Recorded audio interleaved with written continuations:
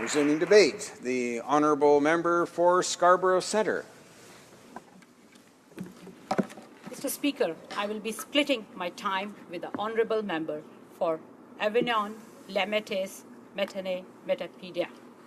I rise today to speak in support of the government's motion and in support of the overdue reorientation of our mission against Daesh to reflect a more comprehensive, robust, and effective contribution to the international coalition against this heinous and barbarous terror group. There is no more serious thing that a government can do than deploy its armed forces overseas. As the daughter and the sister of army officers, I know firsthand the stress and the worry that the deployment places on service members and their loved ones back home. We in this House owe it to our military members and to their families to make this a substantive and respectful debate, to ensure this mission is both necessary and important, and that our armed forces members are supported with the equipment and resources they need to succeed.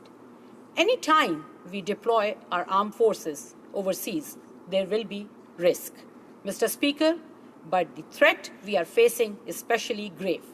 Daesh is a threat to peace and global stability and security, and it must be defeated. Their list of crimes and barbarous acts is long. They target the most vulnerable and have uprooted the lives of millions. According to the United Nations Human Rights Commission, 6.5 million people have been internationally displaced within Syria, and over 3 million people have fled to neighboring countries. Mr. Speaker, such a multifaceted crisis and threat requires a comprehensive whole-of-government's response, and that is just what our government has proposed. We will increase military training, increase our humanitarian and development assistance, and work to enhance regional stability. Canada is part of a broad-based international coalition determined to defeat Daesh and end this humanitarian crisis.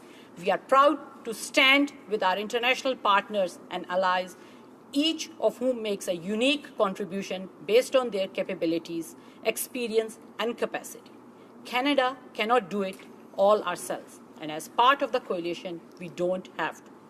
This motion proposes that Canada make a more comprehensive contribution to the international coalition and the fight against Daesh, based both on our capacity and what we are able to do well, and what is going to be necessary to defeat Daesh once and for all.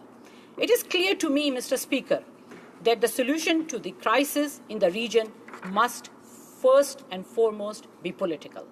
Accordingly, we will increase our diplomatic role in working for a political solution to the crisis in Syria by supporting the UN-sponsored peace process as well as the reconciliation efforts of the Iraqi government.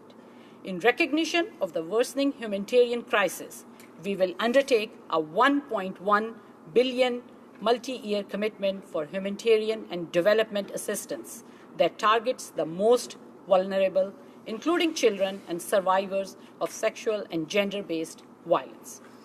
It is that feeling of desperation, of lack of options and opportunity, especially by the young people, that the hate groups like Daesh feed on, and it is that instability that allows them to flourish. So with our local partners, we will work to build the capacity to provide basic social services, foster inclusive growth and employment, and advance inclusive and accountable governance. We will also expand our capacity building efforts with Jordan and Lebanon to help stop the spread of violent extremism. And we must also respond militarily. Mr. Speaker, by tripling the size of our training force in northern Iraq and significantly increasing our intelligence gathering resources, Canada will make a more substantive and effective contribution to the military effort against Daesh. Like all Canadians, I am proud of our Canadian Army and the success of their training mission in Afghanistan. Our soldiers are among the best in the world when it comes to training. And this new expanded training mission will build on the hard-won lessons of Afghanistan and make a valuable and much-needed contribution to the international coalition. As I have said, Mr. Speaker, Canada cannot do everything. Our resources are limited, and we must be strategic in choosing the most effective contribution we can make to the international coalition. And that is exactly what this government has done.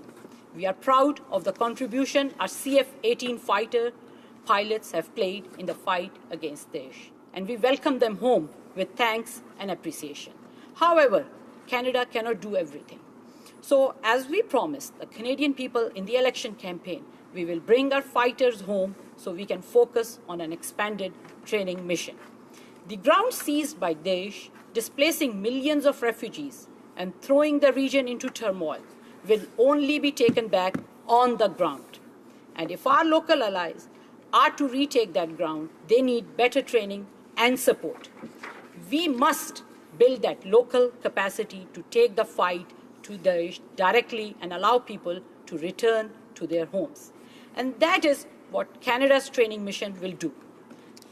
This is a more substantive and comprehensive military contribution. Our complement of military personnel taking part in Operation Impact will increase from approximately 630 to approximately 850, focused on operational planning, targeting, and intelligence.